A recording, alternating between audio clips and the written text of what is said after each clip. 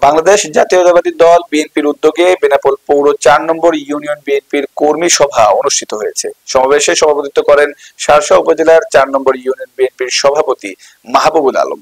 সভা সঞ্চালনা করেন সাধারণ সম্পাদক মোহাম্মদ আবুল কাশেম। বিস্তারিত থাকছে মানিক হোসেনের প্রতিবেদনে। সমাবেশের প্রধান অতিথি ছিলেন বিএনপির সাবেক কেন্দ্রীয় দপ্তর সম্পাদক ও সাবেক এমপি মোহাম্মদ মফিকুল হাসান তৃপ্তি। বিশেষ অতিথির বক্তব্য রাখেন সাবেক আহ্বায়ক শার্শা উপজেলা বিএনপি খায়রুজ্জামান মধু, শার্শা উপজেলা বিএনপির বর্তমান সভাপতি মোহাম্মদ হাসান জহির এবং সাধারণ সম্পাদক আলহাজ নুরুজ্জামান লিটন, যুগ্ম সাধারণ সম্পাদক অ্যাডভোকেট মোস্তফা কামাল মিন্টু, সাংগঠনিক সম্পাদক আশরাফুল আলম বাবু। এছাড়াও অনুষ্ঠানে আরো উপস্থিত ছিলেন যশোর জেলা যুবদলের যুগ্ম আহ্বায়ক ও শার্শা উপজেলা যুবদলের সদস্য সচিব ইমদাদুল হক, আহ্বায়ক মোহাম্মদ মোস্তাফিজ জোহা সেলিম, শার্শা উপজেলা স্বেচ্ছাসেবক দলের আহ্বায়ক রাকিবুল হাসান রিপন, বেনাপোল পৌর যুবদলের সদস্য সচিব রহমান পিন্টু, সাইফুল ইসলাম আসাদ, সদস্য সচিব সেলিম হোসেন আশা, ছাত্রদলের সদস্য সচিব সবুজ হোসেন খান এবং বেনাপোল পৌর ছাত্রদলের মোফাজ্জল হোসেন তুহিন। সমাবেশে বক্তারা বলেন, গণতন্ত্র পুনরুদ্ধার, জনগণের অধিকার প্রতিষ্ঠা এবং দেশের ভবিষ্যৎ রক্ষায় আমরা ঐক্যবদ্ধ।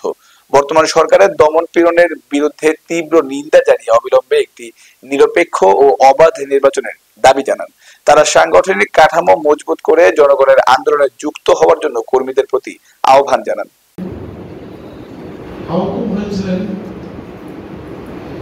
আমাদের মকসুদী দলের কনভেনার সভাপতি সৌরভ হোসেন, উপস্থিত আছেন ছাত্র দলের সভাপতি কনভেনার বেনাপোল আরাক কীর্তিমান সন্তান শরীফুল ইসলাম জয়ন, উপস্থিত আছেন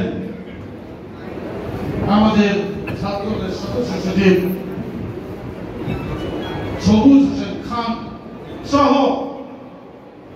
আজমপুর সংগ্রামী বেনাপোল ইউনিয়নের নেতৃবৃন্দ এবং কর্মী ভাইরা এবং আজকে এখানে উপস্থিত আরো অনেক প্রস্তাবিত উপজেলা বিএনপির নেতা আছেন। নাম বলতে বলতে সময় চলে যাবে। আমি আজকের যারা উপস্থিত এই সংগ্রামী ভাইরা, আমার সংগ্রামী সালাম ও আন্তরিক অভিনন্দন। সবাইকে আসসালামু আলাইকুম। বন্ধুরা, আমি বেনাপোল ইউনিয়নকে কেন এত উচ্চ স্থানে দিতে চাই, এর প্রথম কারণ হচ্ছে, যদি আপনারা স্বাধীনতা ইতিহাস ঘাটতে যান,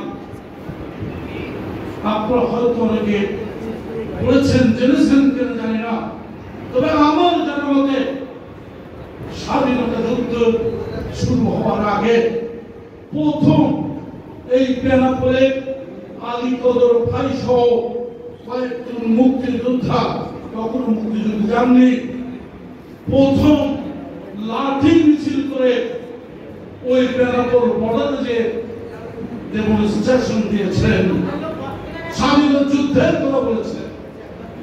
এই জন্যে স্বাধীনতা যুদ্ধে ইতিহাসে এই ঘটনাটি একটি উল্লেখযোগ্য ঘটনা। থামবেন আপনারা।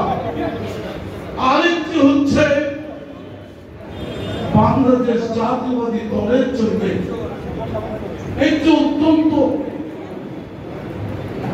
উর্বর জায়গা। আমরা যখন সমস্ত থানায় পার্লামেন্ট ভোট করেন, উপজেলা ভোট করেন, ইউনিয়ন ভোট তো জিতি, আমরা জিততামই। পার্লামেন্ট ভোট এবং উপজেলা ভোটের সময় সমস্ত দিক থেকে গুনে গুনে দেখি কাঁধে কাঁধে, মানে আমাদের সাথে একবারে মানে কায়দায় পাই, যেই বেনাপোল এগুলো শেষ হয়, সেই 10-15 হাজার ভোটে আমরা জিতে যাই।